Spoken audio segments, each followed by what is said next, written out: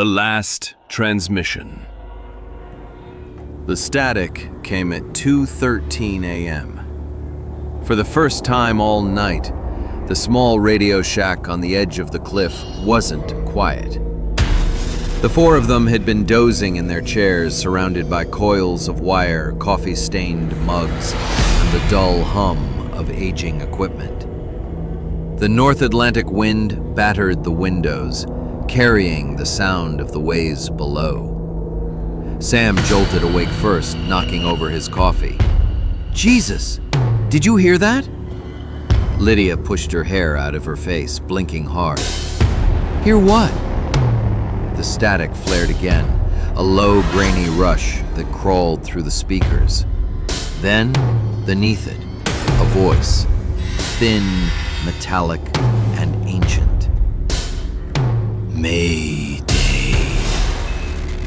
This is the SS Lorelei. Coordinates. The four of them froze. Lorelei? Murmured Ben, the oldest of the group, a gray-bearded man who'd spent 30 years chasing ghost signals. That's impossible. Why? Lydia asked, turning toward him. He leaned forward, eyes narrowing at the radio as the static thickened again. The Lorelei sank in '78, off the Grand Banks, no survivors. They never found the wreck. The youngest, Riley, frowned from behind her laptop. Then who's transmitting now? The silence that followed was deep and electric. Outside, the ocean hissed. They were a mismatched bunch. Sam, the pragmatic engineer, Lydia, the marine historian with a heart that always leaned toward the romantic, Riley, a tech prodigy who'd rather talk to machines than people, and Ben, the weary leader with more ghosts than he'd ever admit. Their project, Project Echo, had begun as a hobby, a way to hunt forgotten frequencies, maritime myths, old Cold War transmissions, things that existed between the cracks of modern airwaves. But tonight, something was hunting them back. Riley squinted at her screen. I've got it locked, 14.065 megahertz. The signal's strong, too strong for oceanic bounce. It's local. Local? Sam repeated. You mean, like from shore? She nodded. Or from beneath it. The voice returned, clearer this time. Repeat. This is the Lorelei. Engines failing. Water rising fast. Mayday. Please respond. The sound of panicked breathing filled the shack, a man's voice hoarse and trembling. Lydia pressed a trembling hand to her headphones. He sounds real. Alive. Ben exhaled slowly. Don't reply. Not yet. But Sam was already twisting the dial, his finger hovering over the transmitter switch. If there's even a chance, Ben's voice sharpened. That ship went down 47 years ago. If you call back, whatever's out there might call you instead. The radio hissed, louder now, as if it had heard him. Please, anyone.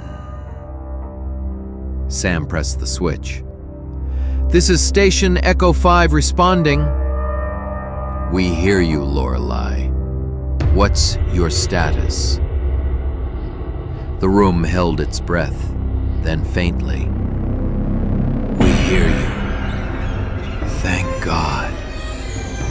Lydia's eyes filled with tears. Oh my God. They answered. By dawn, the shack felt colder than the ocean outside. They'd been speaking for hours, or trying to. The transmissions came in bursts. A captain named Harrison, a crew taking on water, coordinates that didn't exist on any modern map. Riley tracked them on her software and found the signal origin shifting slightly every hour, as if moving, drifting along an invisible current. "They're stuck in a loop," she muttered, "repeating, but adapting. It's like they can hear us, but not all at once." Lydia was taking notes feverishly, each word a clue. "Do you realize what this means? This could be residual electromagnetic. It means we're poking holes in something that shouldn't exist," Ben cut in. He lit another cigarette, though smoking inside the shack had been banned for years. Sam leaned over the mic again. "Captain Harrison, can you confirm your crew's condition?" "We're alive. Please hurry. Fog's closing in. Can't see the stars anymore." Then static. Then something else. A sound like a heartbeat pulsing through the speaker. Riley looked up. "That's not interference. That's sonar." "Sonar from what?" Lydia whispered. Ben's eyes darkened. Something under them. That night, Lydia stayed after the others left. The storm outside had grown teeth, shaking the walls of the shack. She sat alone by the glow of the transceiver, unable to leave. The voice, Harrison's, had gotten inside her head. The way he said, "fog." The exhaustion in it. The quiet note of fear. It reminded her of her father, a sailor lost at sea. 1981. No body, no closure. The radio crackled suddenly, soft as a breath. "Lydia." Her heart stopped. "Who is this?" she whispered. "You shouldn't have called us." She backed away, hands trembling. "Harrison?" "You opened the line. Now it's open. Both ways." The lights flickered. She lunged for the power switch, but before she could touch it, the voice changed. Deeper, wet, like something speaking through water. "We see you." The radio popped, sparks flew. The smell of ozone filled the air. And when Lydia turned, the window overlooking the sea was fogged from the outside, with 4 wet handprints pressed against the glass. By morning, Lydia was gone. Her car was still parked outside, her notebook open, full of hastily scrawled coordinates leading to a point 10 miles offshore. Ben called the Coast Guard. They found nothing. But Sam refused to accept that. He loaded the shack's old radar drone onto his boat, Riley joining him despite Ben's protests. "She went out there because she believed," Sam said, staring at the grey horizon. "And so do I." The water was calm at first, unnervingly still. But as they reached the coordinates, their instruments began to fail, compasses spinning, sonar glitching. Then the radio blared. "Echo 5, you shouldn't have come." It was Lydia's voice. Riley's hands shook on the controls. "That's not possible." "They want you here. They want another signal." Then the surface broke. Something vast rolled beneath the waves, dark and smooth, like the hull of a ship. The Lorelei. Except it wasn't floating. It was emerging. The water parted around its rusted spine, dripping weeds, ropes, and, impossibly, lights flickering in the portholes. Sam gaped. Oh my God. You found us, the radio whispered. Now stay. Hours later, Ben sat alone in the shack. The wind screamed. The boat's GPS had stopped transmitting after a brief message. Contact made. Signal clear. Nothing after that. No voices, no static. Just silence. He turned the transceiver dial one last time, though he already knew what he'd hear. A faint heartbeat. Then Lydia's voice. Calm. Too calm.